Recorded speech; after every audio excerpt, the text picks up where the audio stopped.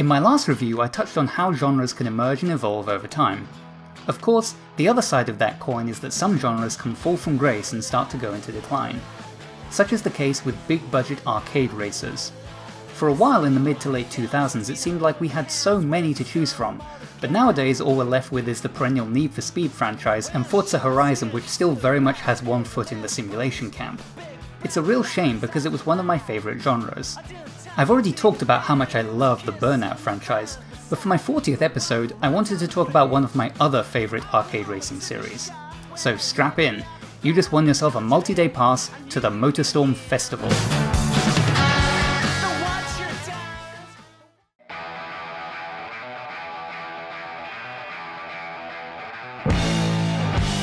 Motorstorm, released in December 2006, was one of the first games released for the PlayStation 3. Whilst most arcade races focus on illegal street racing, Motorstorm is all about off-roading, with vehicles of all shapes and sizes thrown together into a chaotic melee. Bikes and ATVs carefully picking their way through packs of rally cars, mud pluggers and big rigs. Each vehicle type has strengths and weaknesses.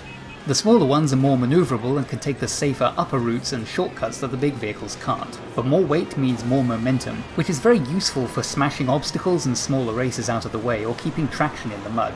The game features multiple different road surfaces such as sand and gravel, and each vehicle type handles them in different ways. ATVs have the flexibility to adapt to whatever misfortune might send them off course, mud pluggers actually gain traction in the mud, and rally cars are incredibly fast but only do well on solid ground and must keep a very strict racing line between the rocks and dunes to avoid flipping over. The game is structured around the Motorstorm Festival in Monument Valley, Arizona, a kind of mashup between Burning Man and the Goodwood Festival of Speed. Races are grouped into tickets of up to 4 races that must be completed sequentially. Each race is a combination of a track and the vehicle you're allowed to use, with a select few events making the entire roster available.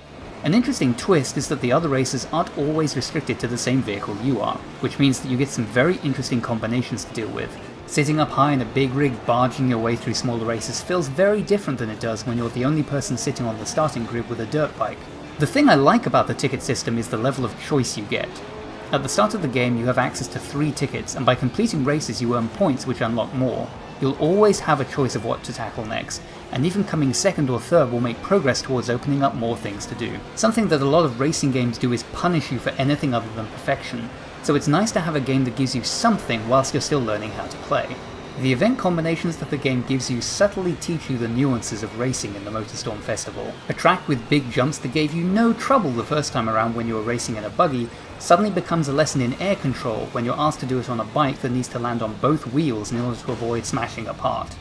Somehow I've managed to talk this long without actually mentioning the racing itself. In short, it feels good.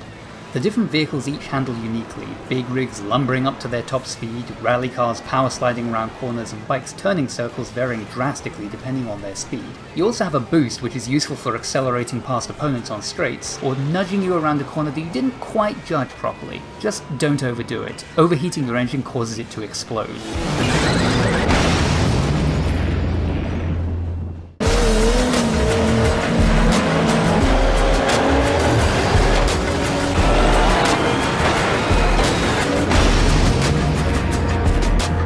Motorstorm looks impressive considering it's 10 years old.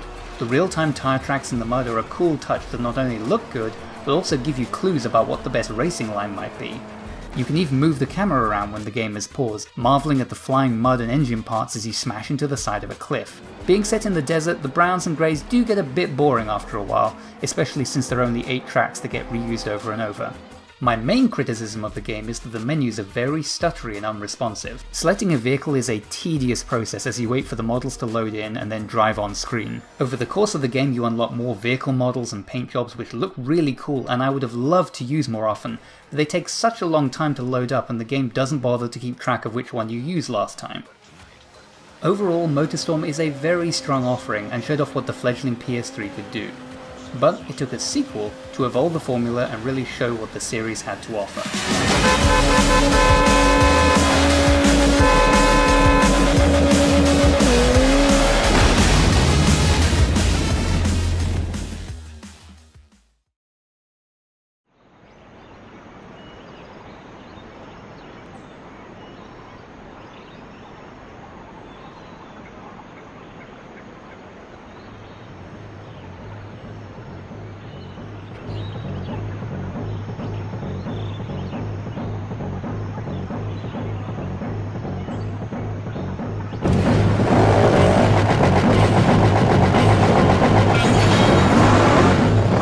Motorstorm Pacific Rift was released in October 2008, leaving the scorching desert of Monument Valley behind and shipping the whole festival out to an island in the Pacific.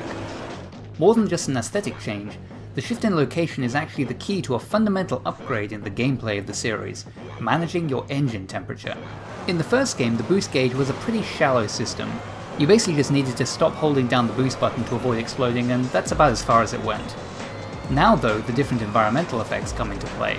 Driving your vehicle through water rapidly cools the engine, but if it's too deep you can lose valuable momentum or even drown in one of the smaller craft. The tropical location gives the developers a lot of creative ways to introduce water to the racetracks, whether it's splashing through a mountain stream, skirting the surf on an abandoned beach resort, or catching the mist from a towering waterfall as you jump from cliff to cliff. And of course, the island's more hostile elements also come into play. Getting too close to the crawling lava flows can actually increase your engine temperature. The new mechanic layers a very effective risk-reward structure on the racing that adds a whole new dimension to finding the best path through the snaky racetracks. The game also adds a ducking and hopping mechanic to the smaller vehicles, so if you're feeling especially brave, you might be able to find a shortcut hiding behind a fallen tree. The campaign is split up into 4 zones themed after the 4 elements, and once again you'll usually have multiple events available in each one, so you're never going to be short on options on what to tackle next. This time around, most events give you a choice between a handful of different vehicle types, and the snappier menus make it much easier to try out all the weird and wacky vehicle skins you unlock along the way. Of course, there are only a limited number of tracks, so you will end up racing the same locations over and over again, and even the addition of elimination events and checkpoint-based speed trials aren't going to prevent a bit of fatigue. Luckily, the game is very good at serving up interesting race combinations now and then to help keep things fresh. You might roll your eyes when you're asked to tackle Razorback on a bike for the 3rd time, until you realise that all the other races are in monster trucks. Now the challenge is to use your superior acceleration and handling to make up for your lower top speed and stay ahead of the pack at all costs or be swept away by the wave of gigantic tyres. I did mention that there are monster trucks in the game now, right? They're fun. They're a lot of fun.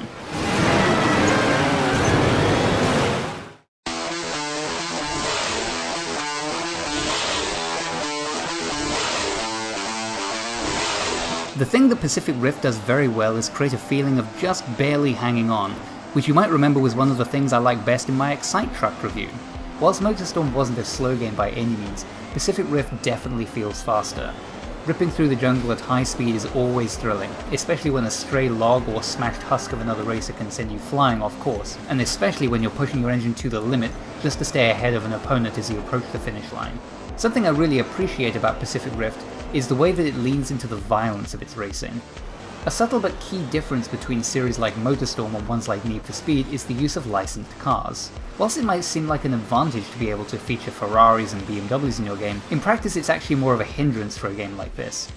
In much the same way that Madden will never mention anything about spinal injuries or concussions, a game with real cars is always going to pull its punches when it comes to crashes. Motorstorm, on the other hand, literally has punching in it, and Pacific Rift ups the stakes more by adding an aggressive barge move that every vehicle type can use. The game makes full use of its blank slate and leans into the implications of all these different vehicles racing together. There are times when people definitely die in this game, either from the chassis crumpling impacts or being run down as they scramble to get back on their bike. When you get knocked out of an elimination race, the game doesn't just stop, your booster jams itself on until you overheat and explode. It's a chaotic, violent fantasy world where there are no consequences to straight up punching an opponent into the path of a speeding car. In terms of looks, the game blows its predecessor out of the... not water, sand, I guess?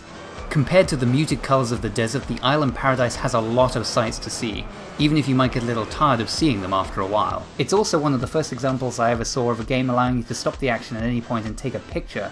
Pretty impressive for a game made for a system with no built-in sharing features. Motorstorm Pacific Rift is a fantastic game, one of the best in the genre, that takes a solid foundation and adds strategic and tactical layers to produce a very rewarding and extremely fun experience. But Evolution weren't done.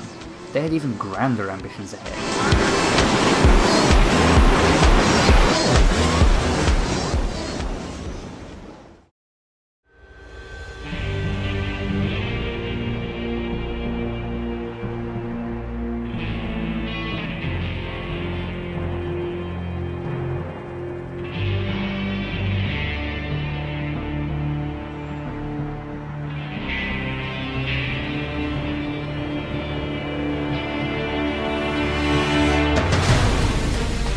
Motorstorm Apocalypse was released in March 2011. In this, the third year of the Motorstorm Festival, the gang invade an evacuated city that's about to be hit by an earthquake. In a huge departure from previous games in the series, and indeed most racing games, Apocalypse actually has a story told in motion comics that play out between the races. Whilst I must applaud the game for taking a risk and doing something completely unexpected, in all honesty, the story is probably Apocalypse's biggest downfall for various reasons. Most obviously, the story itself just isn't very good. Whilst stylish and giving an interesting view into the lives of the people who attend the festival that I don't think I needed, the cutscenes are at best completely ridiculous and at worst cringingly embarrassing, especially when there's a female character on screen. There's a rather troubling background narrative in which the people who don't want to leave the city, which the game calls the Crazies, are being forcibly removed by a private military corporation. As I said earlier, Motorstorm is an apocalyptic fantasy where violence has no consequence, and it is cool to see an army with tanks and helicopters invading the city as you drive past. But it's one thing to feature a bunch of consenting maniacs hurting each other to win a race, and quite another to show what are effectively the homeless and mentally ill being targeted by a very well-equipped military force for absolutely no reason except that it looks cool. I get the feeling that the developers really wanted to have zombies in this game that you could run over, but couldn't justify it in the narrative. It's one of many ways in which the game feels constrained by the story.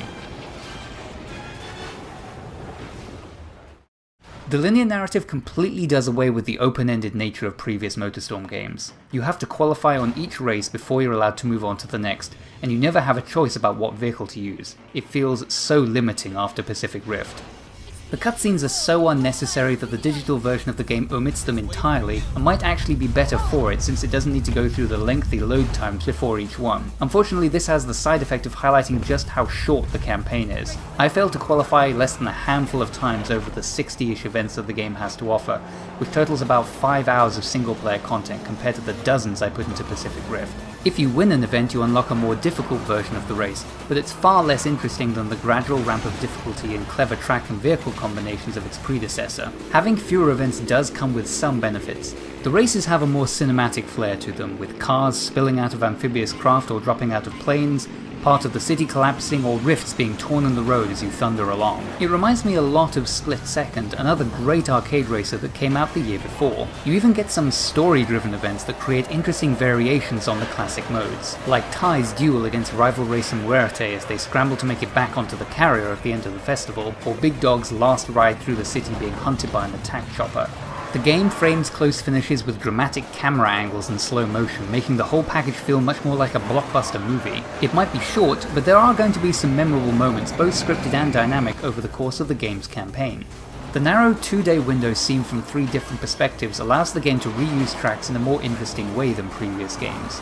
MASH might visit the suburbs on the morning of the first day, but they'll look very different when Ty gets there come the afternoon of day 2 when a couple of quakes have rearranged the road surface. At one point a heavy rainstorm hits the city, leading to a race where your engine is constantly being cooled whilst you're outside, and it's neat that each of the characters get to experience it at the same time but in different places. The landscape deformation and time of day effects do make repeating the same tracks a bit more palatable, and you'll definitely never feel like the game is stretching its content. What's harder to forgive is the fact that for all the combinations of tracks and vehicles that the game could have used, this is a racing game where you can drive minis, which features a track in which you can drive through sewer pipes, that fails to have a race in which you recreate that scene from the Italian Job. The omission is especially egregious considering that Evolution Studios is a British company.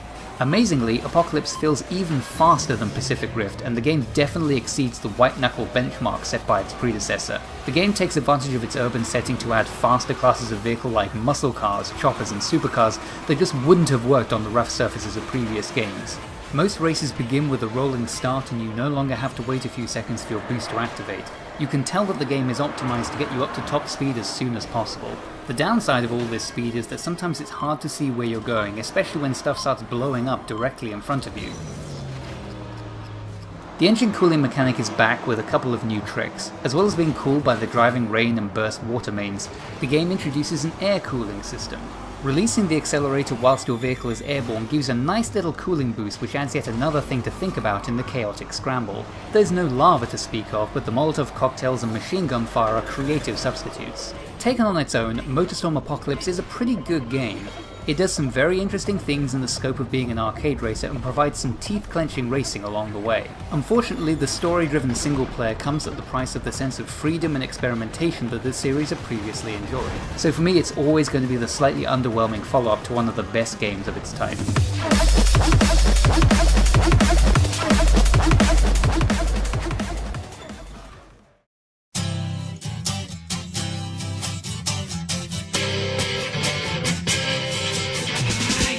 So that's Motorstorm, yet another amazing arcade racing series that we'll probably never see again, especially since Evolution Studios closed down in 2016 following the disappointing release of Drive Club.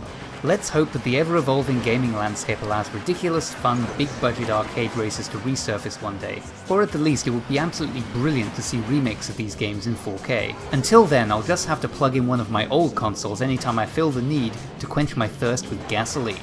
'Cause she's hoping it's a scar, so I can't see her letting him go. Whoa, wait a minute. Less than a month after I finished writing this review and Sony shows this trailer at Paris Games Week? Looks awfully familiar. Onrush, huh? Codemasters wants to bring back the magic of arcade racing? Okay, I'm listening. It's made by a team who used to work at Evolution Studios? Hell yes, sign me up! Wow, looks like I didn't have to wait long for the wheel to turn back towards arcade racers. Maybe the future of the genre is brighter than I thought.